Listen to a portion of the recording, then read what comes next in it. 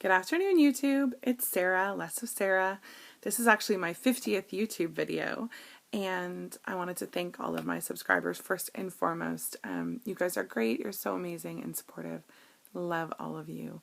And in honor of you guys, I wanted to make a video today that was going to be something, hopefully, that will make people think in the community, that will be a helpful message, that will, who knows, maybe create a discussion on how we can help and support each other, because this is a video I've been wanting to make for quite a while.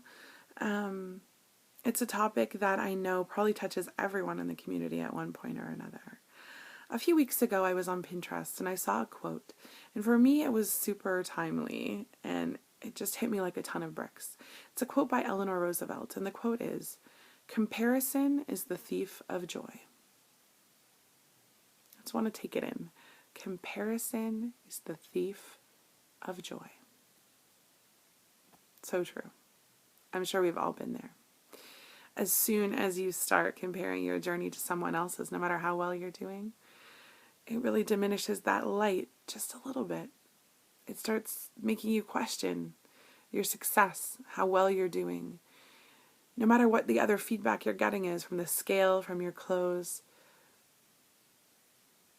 it makes you wonder, am I doing enough? Am I good enough? Will I get there? And it's tough. I wish that I could make a video that would help people stop comparing themselves to others. But you know what? It's human nature. We all do it. Not just in weight loss, but in everything. So I'd be wasting my breath on a video trying to explain to you why you shouldn't compare yourself to others.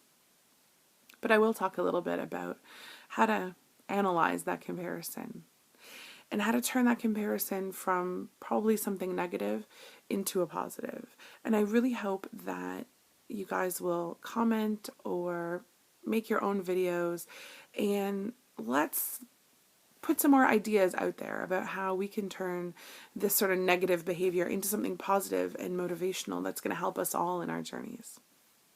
First thing I wanted to say is I have to make some comment at the very least on the comparison thing and why it doesn't work. So this is all I'm going to say. When you compare your journey to someone else's, it's not even like comparing apples to apples. It's like comparing apples to elephants.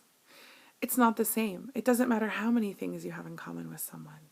You could have the same surgery date, the same type of surgery, the same amount of weight to lose, the same height and build. You're never going to be the same. That's the beauty of this community and this journey. Everyone's is radically different. It seems like having all these things in common makes you so much like the person that you are comparing yourself with. But the reality is that weight loss, surgery, weight loss, it's such a small part of who we are. Such a small part. You're never going to be exactly like someone else. Think about exactly what they eat, exactly what they do for fitness. How much sleep do they get? How much stress do they have in their lives? What is their health situation like? What about genetics? All those things affect how quickly or slowly or how much or how little weight you're going to lose. But we don't look at those things when we compare. We just think, how come I haven't lost that much weight? How come I'm losing slowly compared to this person? Those comparisons obviously aren't very helpful because they start that spiral of downward thinking, right? We've all been there. So, logically speaking, the comparison just doesn't work because you're not comparing two things that are the same. You're comparing two things that are radically different that have a very small thing in common, because we're so much more than just weight loss. The other thing is that most people will compare in a way that just creates a logical fallacy. And what I mean by that is you're not comparing yourself to everyone. You're comparing yourself to specific people. And usually those are people who are doing better than you are. Very few people will go and compare themselves to someone else who's maybe not doing as well as they are.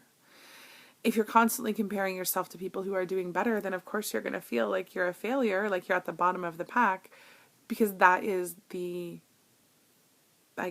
box that you're putting it in. You are allowing yourself to make a statistical comparison that is invalid, basically, because you're not taking into account everyone. If we looked at everyone in the weight loss community, chances are, statistically speaking, that you're in the middle of the pack. There's always going to be people who have lost more and faster than you and people who have lost less and slower than you have. It doesn't really matter. It doesn't serve to improve your journey. I'm sure that you guys knew all that already, so I'm not going to talk anymore about that. But I will talk about what to do after the inevitable comparisons that happen. We all do it, so don't feel bad. You're human. I've done it for sure. I do it all the time. I try not to, but for once in a while it comes out. Once I catch myself, though, the question is, what do I do, or what can you do to turn that negative thinking into a positive? So instead of thinking to yourself, why can't I? Why haven't I? How come I didn't? What did I do wrong? What's wrong with me? You just need to flip it. You need to start thinking, what can I do? What should I be doing? How can I do better? How can I improve? Because the fact is, you are doing well, but everybody can do better. So if you want to compare yourself to people who are doing great, awesome. Make sure that the result of that comparison, though, is a motivation to do better. I think I've talked about this in a video before, but I sort of live by that. My weight loss motto on a daily basis is tomorrow will be better. Because we can all do better. There's always something I can improve on. Whether it's how much protein I ate, how much exercise I did, my mental state that day.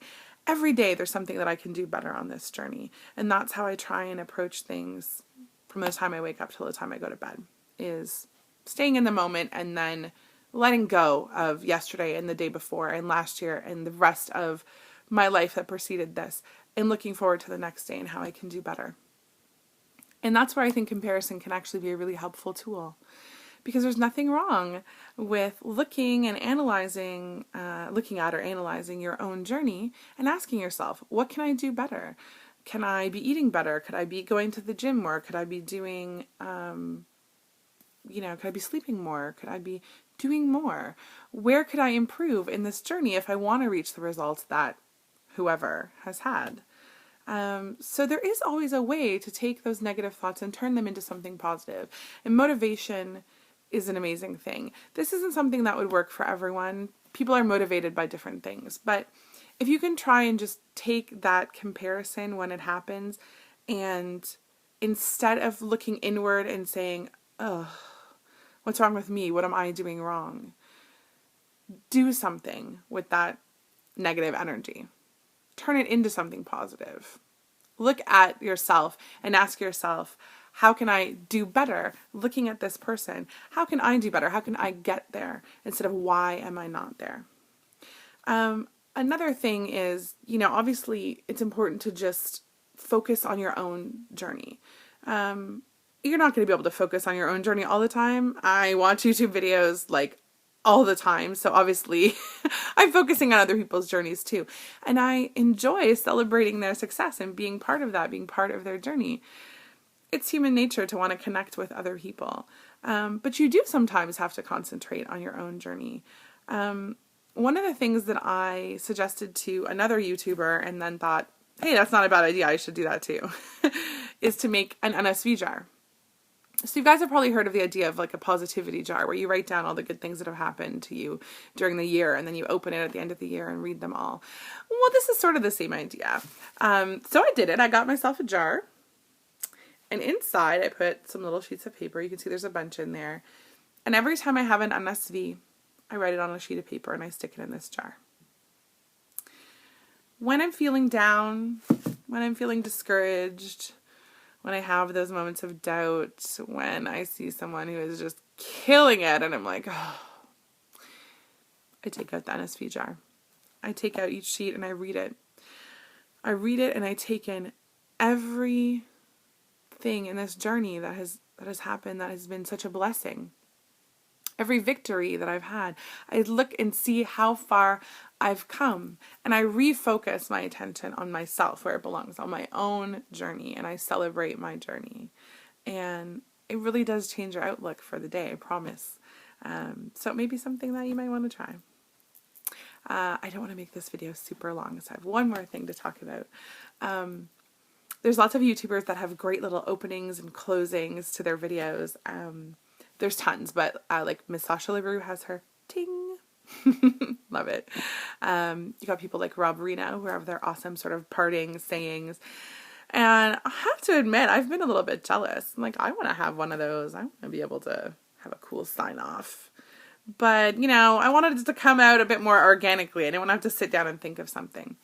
But thinking about making this video and thinking about this process and trying to find a takeaway little nugget that I could leave people with, I thought, yeah, this is it. I know exactly what I'm going to say from now on to close out my videos and say goodbye to everyone. So, wait for it. On Friday, I will be back with my 11-week video, or 11-week update video. And until then, remember to appreciate every step of your journey. Have a great day, YouTube.